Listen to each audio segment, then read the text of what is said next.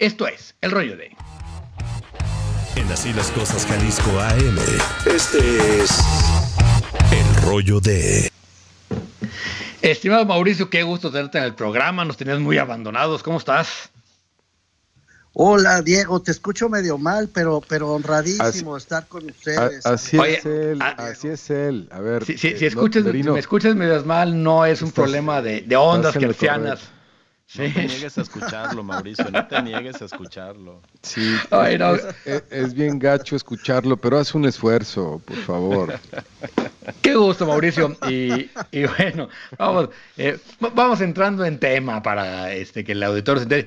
¿Qué está pasando con el abasto de medicamentos en este país? Sabemos que se rompió todo el esquema de compra y abasto de medicamentos. Se nos ha prometido 20 veces que ya está arreglado y que ahora sí.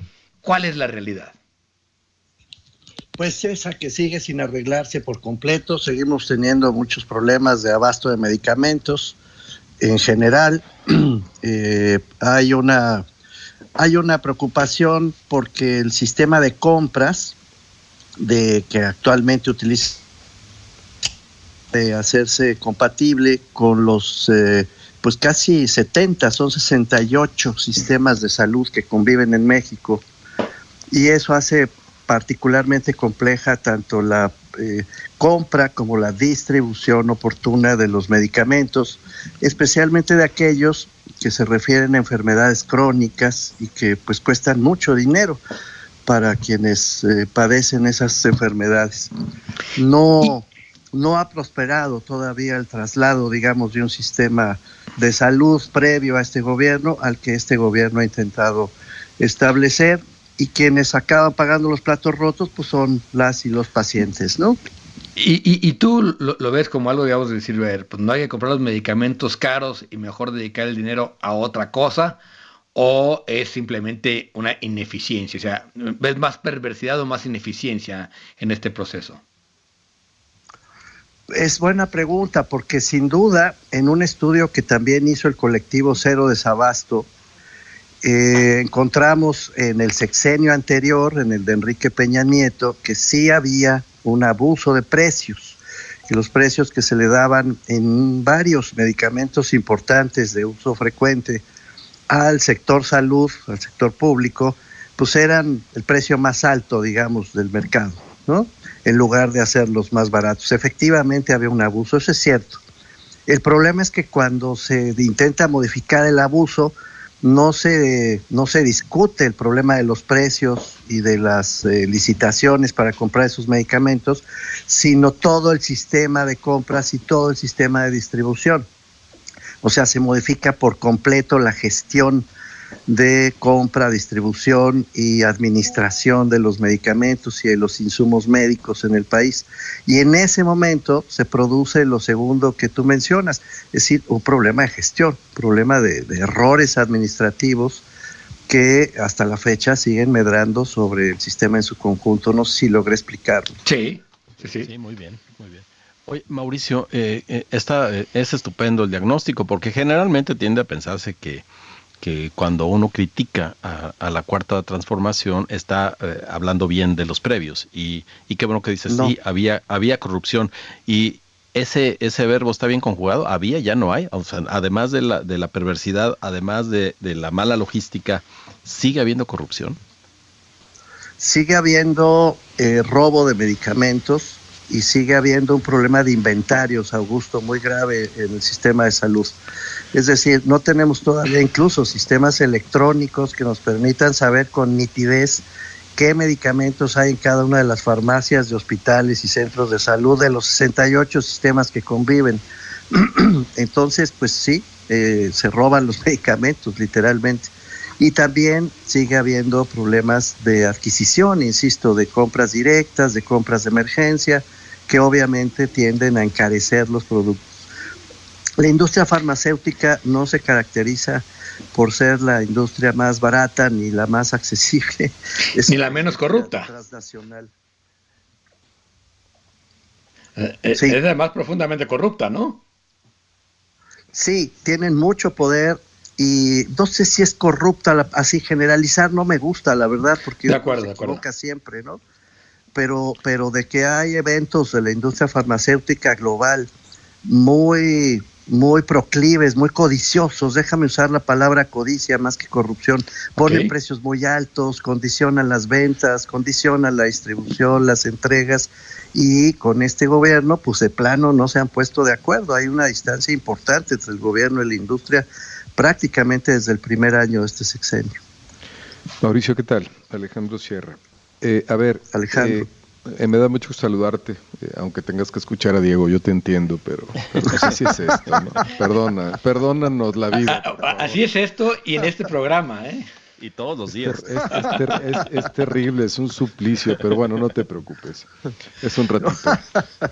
Oye, a ver, en términos de resortes sociales, la salud para la gente a la que está siendo más afectada ahorita, implica muchos sacrificios, es decir, que vendan lo poco que tienen para salvar a su familiar, que empeñen el coche, que si lo tienen, si empeñen la tierrita, el rancho, si lo tienen, y además de cuentas están pagando a un precio altísimo la medicina, no solamente los niveles socioeconómicos bajos, sino todo el país. Este cruce social entre el desabasto, entre el costo tan alto socialmente hablando, entre el dolor que tienen las familias que no pueden curar a sus hijos con cáncer, ahora los medicamentos para tratamientos mentales y todo es un caso. ¿Cómo le podría afectar a este gobierno? ¿O tú crees que le afecte? ¿O tú crees que se lo cobren? Porque son muchísimos, ¿no? No, lo dices muy bien, son más de 53 millones las que tenemos documentadas de recetas que o no se han surtido o no se han surtido por completo. O sea, algunos de los medicamentos recetados se entregan, pero otros no, y pues, los tratamientos obviamente son tratamientos completos. Tú no te puedes curar si te dan alguna medicina, pero te falta la otra. Entonces sí, estamos hablando literalmente de varias decenas de millones que a lo largo de estos años se han dejado de surtir por los distintos sistemas, insisto, que conviven, de salud que conviven en el país. Y lo dices muy bien, Alejandro, nos interesa a nosotros, a nosotras, nosotres, al movimiento en el que yo participo, justamente por la vulneración de derechos de las personas más pobres del país.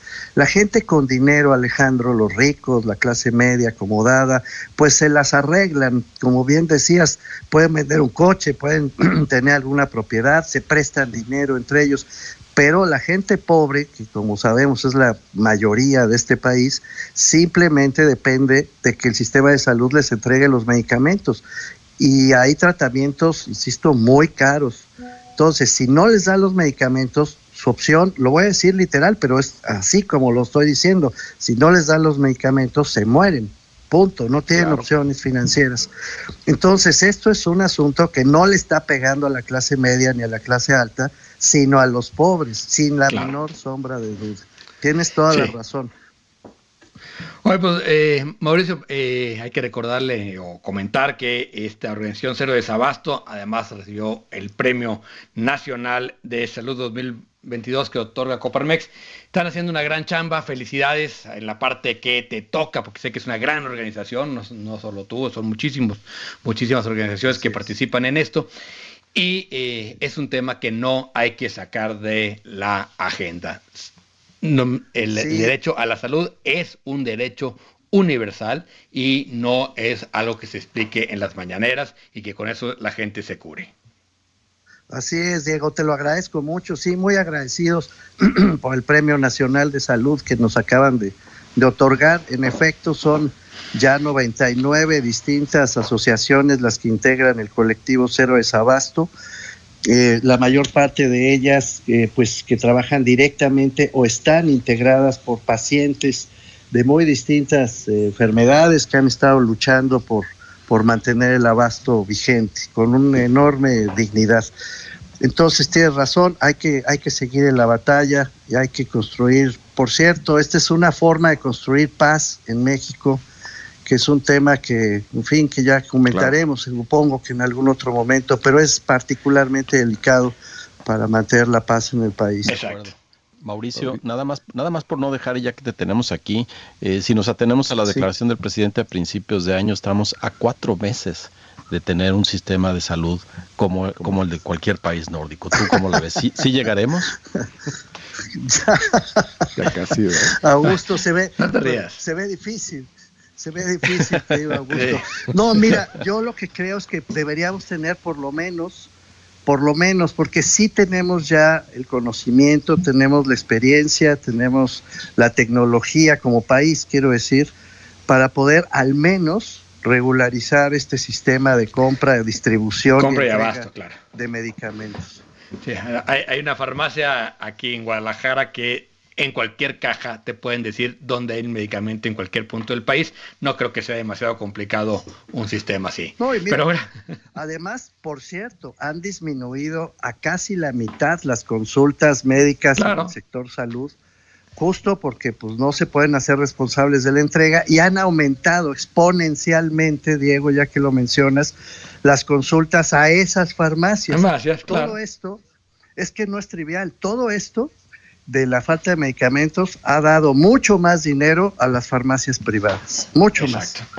Bueno, Mauricio, muchísimas gracias. Mauricio Merino, integrante del colectivo Desabasto Cero, además de muchísimas otras cosas, y un gran amigo de este programa. Gracias, Mauricio. Gracias, Mauricio. Abrazo. Y gracias a ustedes. Mil gracias. Adiós.